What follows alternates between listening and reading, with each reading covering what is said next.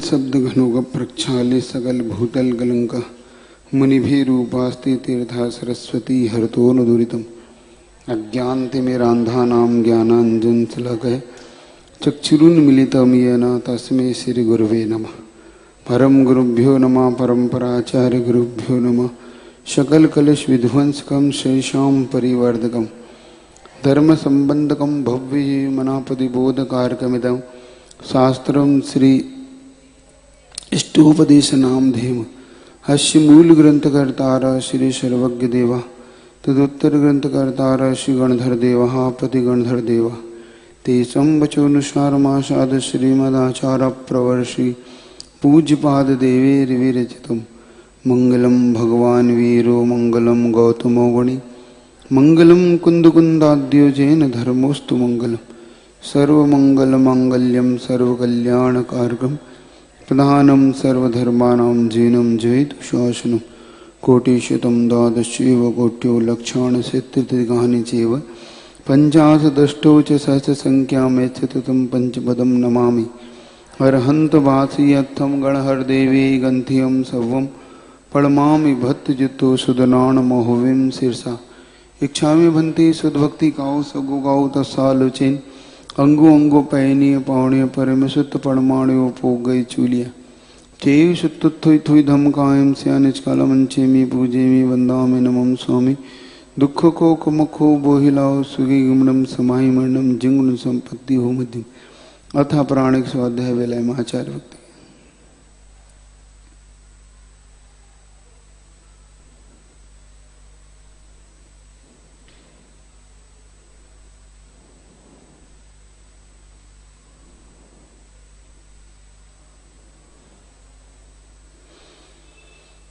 सुरजलदीपारेभ्यः सवर्मति विभावनाः पटुमतिभ्यः सुचरिततपोनिधिभ्यो नमो गुरुभ्यो गुणगुरुभ्यो। 36 गुण समग्रे पंचविहाचार करण संदर्शे शिष्यानुग्रह कुशले धम्मायिरे सदा वंदे गुरु भक्ति संजमेणया तरन्ति संसार सायरम घोरम छिन्नति अट्ठकम्बम जन्मन मरणम न पावन्ति ये नित्यं वत मंत्र होम निरता ध्यानाग्निहोत्राकुला षट्कर्मा विरपास्तपो धंधना साधु क्रिया साधु शील प्रावरणा गुणपहरणा चंद्रार्जते ज्योतिका मोक्षद्वार कपाट पाटन बटा पीणन्तु मां साधव गुरुवाह पांतु नो नित्यं ज्ञान दर्शन नायिका चारित्राणो गंभीर मोक्ष मारोपदेश का इच्छामि भन्ति आर्य भक्ति काओ सगो कौ तत्सालोचिम समनान समदर्शन समचरित्राणम पंचविहाचारणम आयर्याणम आयरादिशुदनाणवदीश्याणमोज्जयणम तेरगुणपालर्याणम सवु सौणम स्याणचकलवंचेमी पूजेमी वंदामि नमः स्वामी दुख को कुमुखो बोहिलाओ सुगे गमनम समाय मरणम जिंगुण संपत्ति हो मध्यम यस्य स्वयं स्वभावाप्ति रभावे कृष्ण कर्मणः तस्मै संज्ञान रूपाय नमोस्तु परमात्मने। आगे पुनः कल अपन ने इस बात को समझा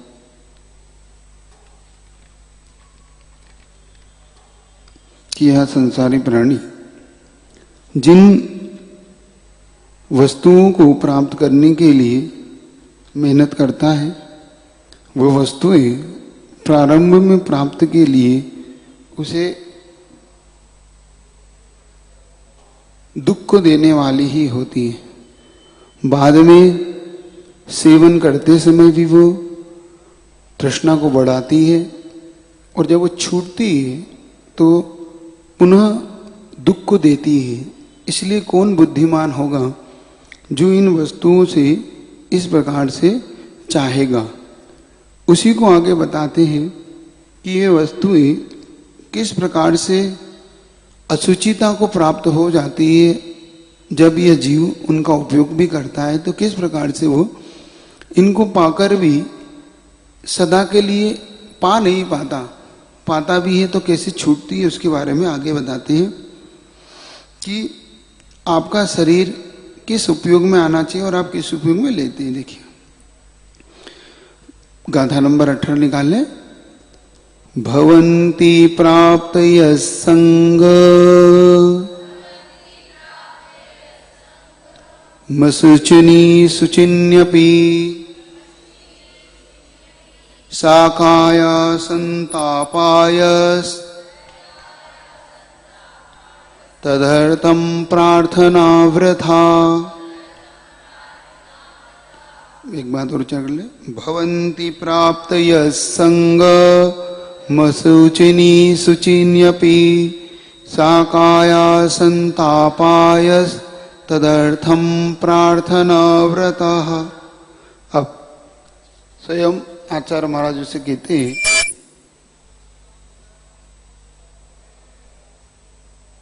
कि जिन वस्तुओं का संयोग प्राप्त होने पर वह सूची पदार्थ भी इस असुचि देह के कारण स्वयं अपवित्र हो जाता है। मतलब कितनी हम अच्छे से अच्छा पदार्थ पांचों इंद्रियों के विषयों में उपयोग में लाते हैं, वह पदार्थ अच्छे होने पर भी अंत में इस शरीर की संगति पाकर वह भी असुचि को प्राप्त हो जाते हैं। इसलिए साकाया संतापयस, यह शरीर जो है विनाशिक बना रहता है, फिर भी यह हम कितना ही इसमें लगाएं, अंत में शरीर विनाश को प्राप्त होता ही है। अतः उसको पवित्र करने की कामना व्यर्थ है। मतलब इस शरीर को बहुत पवित्र बनाने का अगर हमारा भाव है तो हमारा भाव व्यर्थ है, बल्कि इस शरीर के माध्यम से हम आत्मा को जरूर पवित्र बना सकते हैं। किसी भी कंडीशन में यह शरीर जो सप्त धातु से भरा पड़ा है, कुछ भी लगा लो, कुछ भी कर लो, यह कभी पवित्र नहीं बन सकता कुछ कंडीशन को छोड़कर। और शेष अवस्था में यह शरीर हमेशा अपवित्र रहेगा। एक जरूर निमित्त ऐसा बन सकता है कि यह आत्मा इस शरीर का उपयोग करके पवित्र बन सकती है। मतलब आत्मा में जो अपवित्रता अभी अपने कर्मों की लगी हुई है, हमारा जो स्वाभाविक परिणमन हो रहा है कर्म के कारण, हम स्वाभाविक परिणमन कर सकते हैं अगर इस कर्म से हम ऊपर उठ जाएं।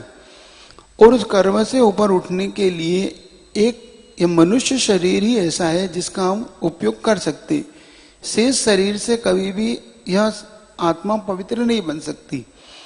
देखो देवों में और मनुष्य, तिर्यंचों में और नारकियों में, इन तीन गति से कभी भी यह शरीर पवित्र, आत्मा पवित्र नहीं बनी है ना, कभी भी, क्योंकि वहां पे व्रत संयम नियम नहीं होने के कारण ये कभी भी उससे मुक्ति को प्राप्त नहीं कर पाई। मनुष्य में भी भोगभूमि का मनुष्य और कुभोगभूमि का मनुष्य और मलेच्छ खंड कुछ ऐसे हैं जिनमें ये भी पवित्र अपनी आत्मा को नहीं कर पाए। मात्र कर्म भूमि का मनुष्य ही ऐसा है जो अपनी आत्मा के पवित्र बनाने के लिए पुरुषार्थशील हो सकता है, और उसे होना भी चाहिए। अगर वो नहीं होता है तो शेष गतियों में उसका नियम से पतन होके रहेगा। इस पतन से ऊपर उठने के लिए हमें यह मनुष्य पर्याय मिली हुई है, और इस मनुष्य पर्याय का हम कितना उपयोग करते हैं ये अलग बात है। तो जितनी भी पवित्र वस्तुएं, मान लो गंध है, इत्र है, खाद्य पदार्थ है, अच्छे अच्छे सुंदर सुंदर 56 भोग हैं, अच्छे अच्छे वस्त्र हैं, आभूषण है, आप देखो इनका जब जब उपयोग करते हैं ये सब गंदे हो जाते हैं। कितने ही हम इत्र लगा लें, कितने ही आप डिओड्रेंट लगा लें, कितने ही कुछ भी लगा लें, क्या होता है उसका बाद में? वह खुद बॉटल में था जब तक तो सुगंध दे रहा था, सब कुछ अच्छा था, और आपके शरीर की संगति पाकर वो भी बदबूदार हो गया, वो भी आप उपयोग में नहीं आता। गुलाब का फूल जब तक दुकानदार या पेड़ पे था, दुकानदार के यहाँ था, तब तक तो ठीक था। जैसे ही आपके हाथ में आया वैसे ही वो आप किसी काम का नहीं बचा, अब वो उपयोग में नहीं ले सकते। क्यों? क्योंकि वो आपकी शरीर की असुचि शरीर को प्राप्त होकर स्वयं असुचि पने को प्राप्त हो गया है ना। इसीलिए कितने 56 भोग थे, अच्छे अच्छे भोजन था, मन चाहा था, खाया और सब उतरा घाटी हुआ माटी। कहावत है, उतरा घाटी हुआ माटी। बस यहां से नीचे उतरा नहीं, अब किसी काम का नहीं बचा वो, किसी के काम का नहीं बचा ना किसी काम का बचा। तो कितना अच्छा, जब तक थाली में थी जब तक उसकी कीमत थी, और यहां रखते ही वो अब कीमत, किसी कीमत का नहीं बचा। इससे समझ में आता है कि हमारा शरीर अपवित्रता का गोडाउन है। क्या है? घर नहीं है, गोडाउन है। अगर आप देखोगे तो इस शरीर से आपने कुंटलों कुंटलों अनाज पानी सब इतना इतना पी लिया होगा। टैंकरों से तो पानी पी गए होंगे, ट्रकों से अनाज खा गए होंगे, नहीं खा गए होंगे? हो गए? क्या बात है।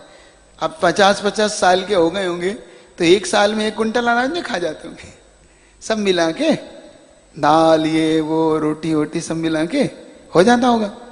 नहीं होता? कर लेना गिनती, हो जाता होगा। तो पता पड़ेगा कि इतने टैंकर पानी, इतना पानी पिया, इतना सब कुछ, फिर भी यह अपवित्र का अपवित्र ही रहा कभी भी। इसलिए आचार्यों ने इसको सबसे ज्यादा उदाहरण दिया कि जिस प्रकार किसी नाले में वस्तु के गिरने से वह वस्तु अपवित्र हो जाती है, वैसे ही यह संसारी प्राणी का पेट एक नाले की भांति है, जो भी जाता है अपवित्र ही बना डालता है। कितना ही इसको आप संभाल के रखो।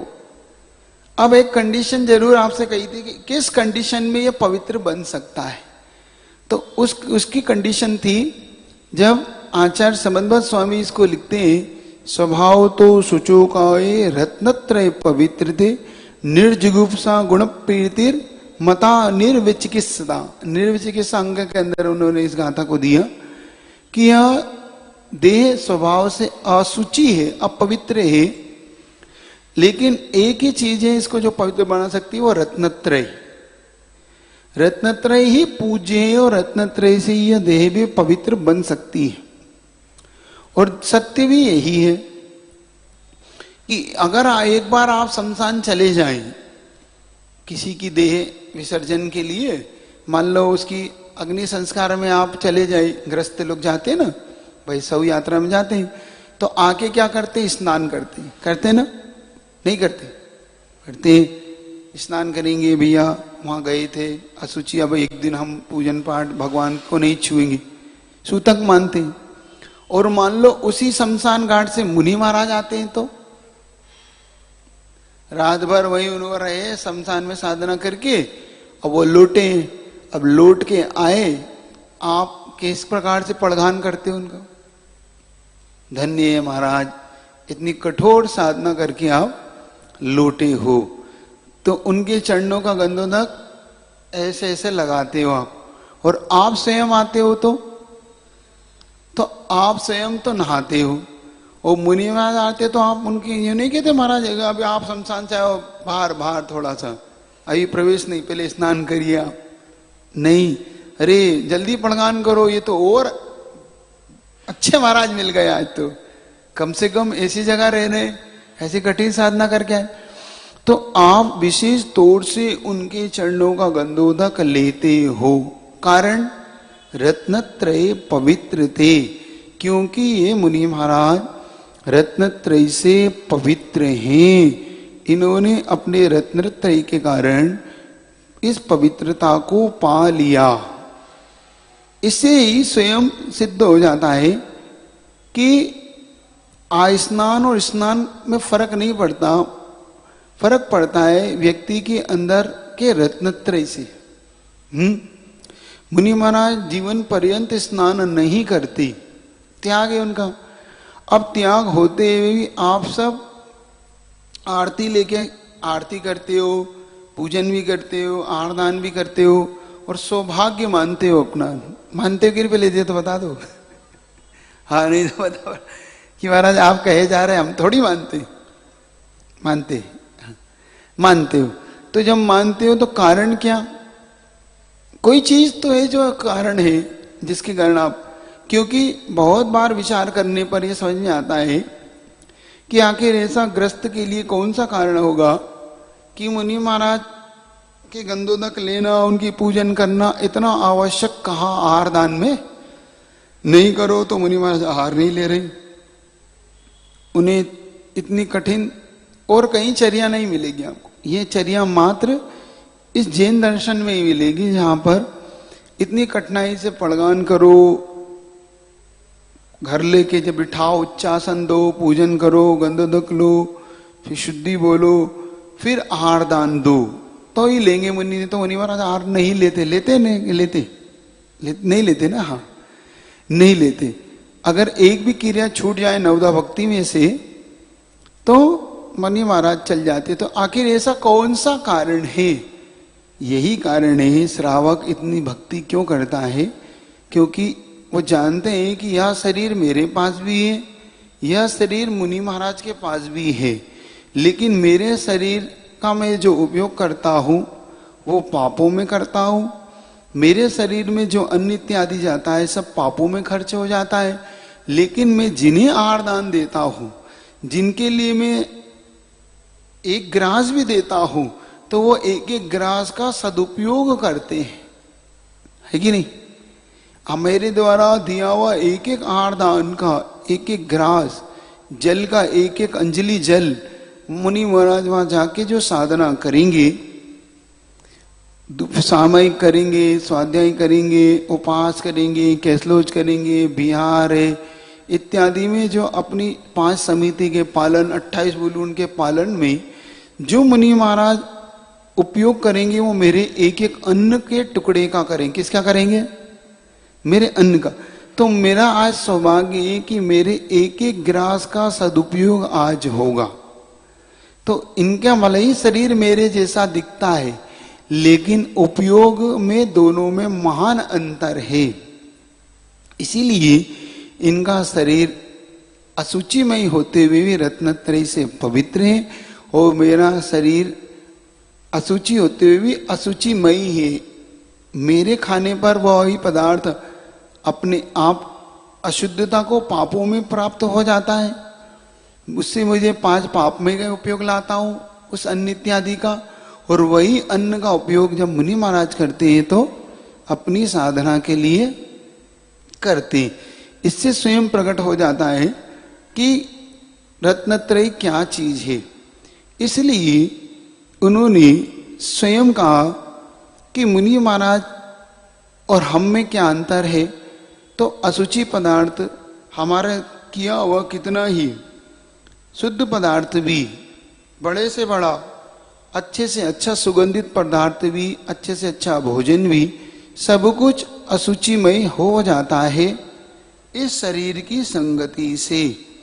उसका मुख्य कारण है हम शरीर की सेवा में, सुश्रेवा में जो दिन भर लगे रहते।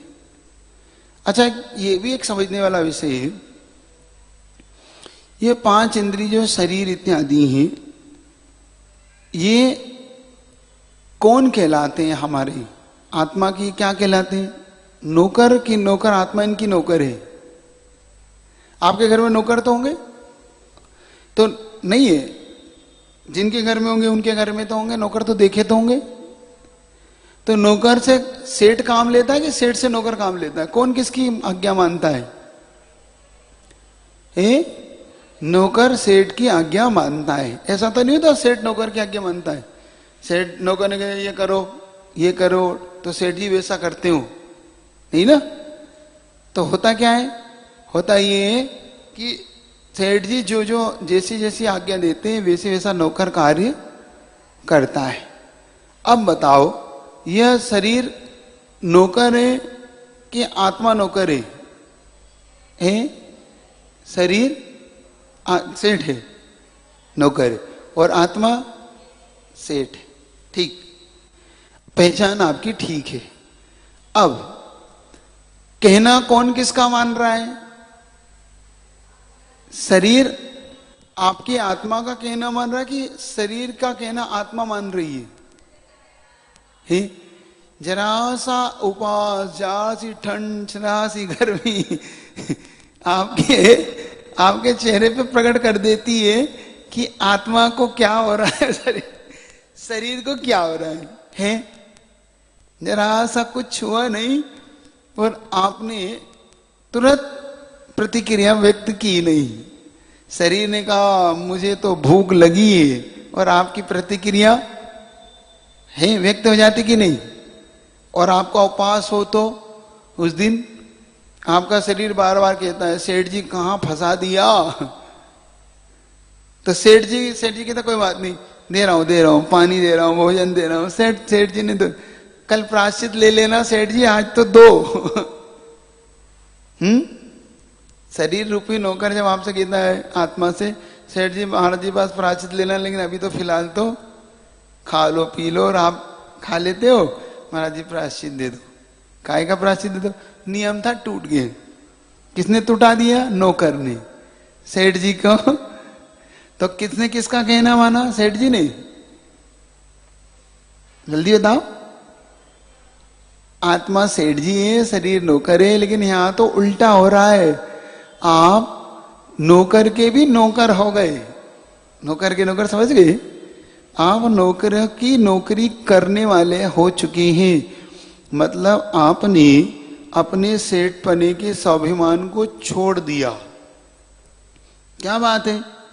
शांति से बैठो, नहीं मिलेगा आज। नहीं आज वो तो मुझे तो वो सीरियल, मुझे तो वो पिक्चर देखना ही है, नहीं मिलेगा कह दिया ना, नहीं मिलेगा, नहीं जाना है तो चल देते हो। मन ने कहा नहीं अब आज मन नहीं लग रहा, चलो कल जाएंगे क्लास में। तो महाराज जी आज क्यों नहीं आए? मन नहीं था महाराज जी। तो नौकर ने रोक दिया सेठ जी को। रोक दिया कि नहीं? बोले तो कौन किस पे भारी पड़ गया? ध्यान रखो, कम से कम अपने नौकर को काबू में रखो। तू नौकर है, नौकरी करो, मुझे आदेश मत दो। आदेश तो मेरा मानो, मैंने जो कहा है सो मानो। समझ रहे हो कि नहीं? इन 5 इंद्रियों और मन पर आपका इतना जबरदस्त कंट्रोल होना चाहिए। आदेश यानी आदेश, फॉलो यानी फॉलो। मैं फॉलोअर नहीं हूं, आपको फॉलो करना है, ये कहो उससे। कह दिया ना नहीं मिलेगा सुनने को। अरे सेठ जी कान कह रहे, सेठ जी थोड़ा सुनो। सेठ जी चलो भाई अब नौकर की नौकरी करो।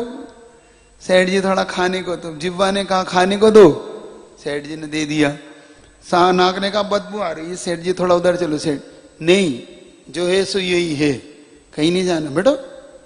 फिर तुम देखो, आखिर यही तो अंतर है। आप नौकर के नौकर हैं, महाराज नौकर के मालिक हैं। समझ रहे हो कि नहीं? समझ रहे? अंतर समझ में आ रहा है? इसीलिए वो पूज्य, इसीलिए वो ऊपर है, इसलिए तुम नीचे हो। जगह का अंतर क्यों है? आप भी तो भाई, आप भी मनुष्य हो, मुनि महाराज भी मनुष्य हैं, फिर आखिर इतना ऊपर नीचे का अंतर क्यों डाल दिया गया? किसने डाल दिया? क्योंकि जो मालिक पे अपना शासन करता है, मालिक बन के, बस राजा और प्रजा में बस इतना ही अंतर होता है। राजा की बुद्धि एक कदम आगे चलती है और बहुत दूर दृष्टि से सोचता है, इसलिए वो राजा होता है। प्रजा, नौकर, सैनिक, सेनापति इसलिए हो जाते हैं क्योंकि वो राजा के अधीन होके काम करना पड़ता है और उनकी बुद्धि इतनी नहीं चलती। इसीलिए ध्यान रखो, इंद्रियों को महाराज इसीलिए कह रहे हैं कि इन इंद्रियों पे अपना जबरदस्त अधिकार रखो। क्या समझ आ रही है? पसीना बहे बहने तो दो। भूख लगे लगने तो दो। बदबू आए, हाँ नहीं जो है सो है, कोई बात नहीं, पड़े रहो, ढले रहो, सब ठीक हो जाएगा। आन तो दो।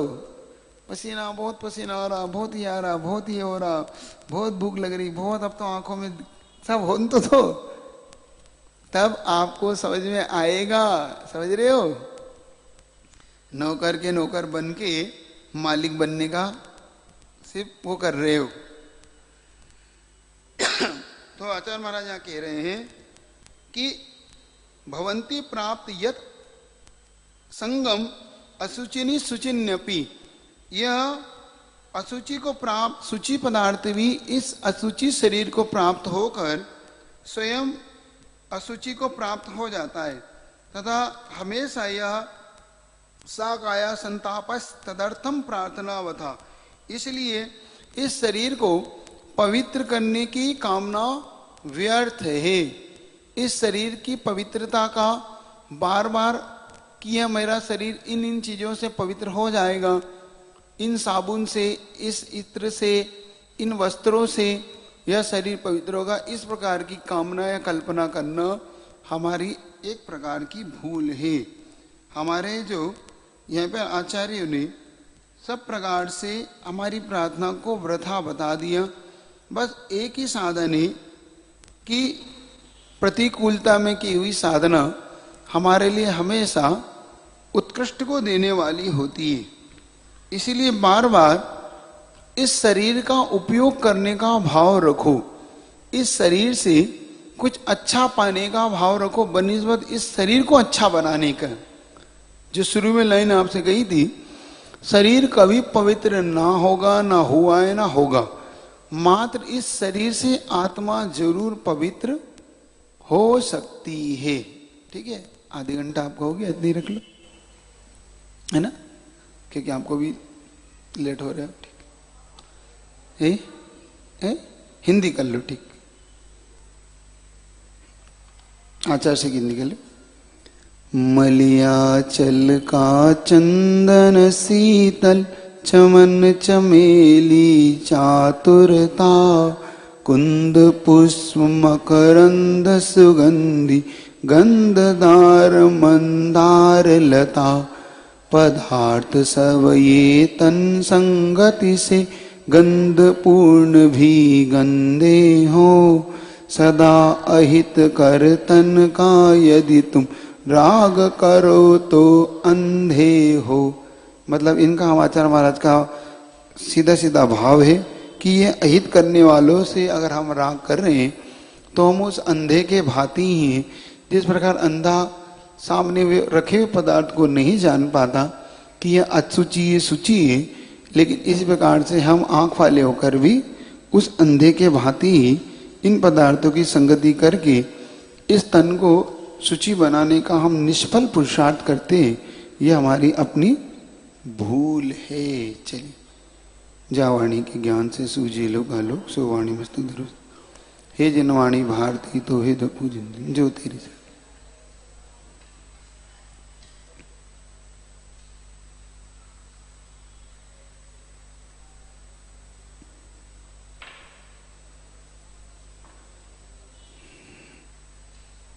आपका तीसरा पार्ट भी आ गया होगा।